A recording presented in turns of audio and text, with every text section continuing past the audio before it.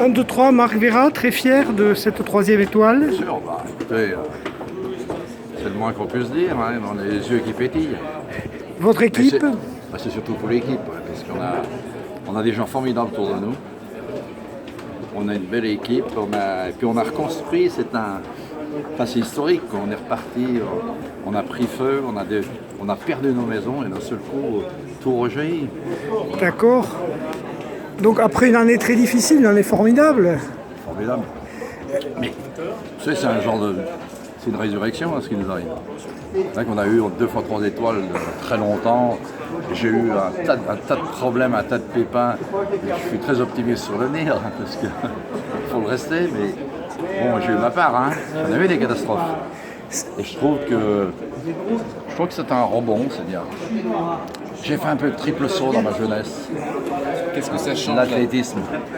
la troisième étoile, qu'est-ce que ça change par rapport à la deuxième, par rapport au public international? Là, il y a déjà le public. Non, ça change. Non, si vous voulez, nous, on avait une chance, c'est qu'on a quand même cette notoriété qui existe depuis des années. Mais ce qu'il faut bien reconnaître, c'est que quand vous n'êtes pas au Michelin et que vous êtes au bout du territoire français comme moi, sur une petite pointe, là, à 1800 mètres d'altitude, eh ben, je peux vous dire que ça change tout. Et moi, je me suis senti orphelin d'avoir refusé les étoiles Michelin, parce que quand je les ai rendues, je les ai refusées l'année d'avant. Et je suis tombé orphelin du Michelin, je n'ai pas peur de le dire, orphelin des guides, orphelin du circuit, orphelin de l'adrénaline, orphelin de l'équipe, orphelin du travail bien fait.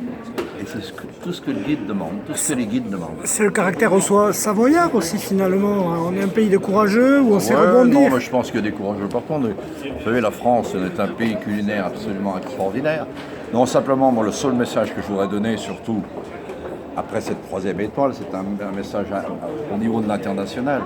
Moi, je sais qu'on vient de créer une fondation et moi, je suis en train de mettre le point sur la table parce que si nous sommes solidaires, nous les cuisiniers, si nous sommes suffisamment solidaires, les producteurs, les cultivateurs, les vignerons, faisons une chaîne humaine.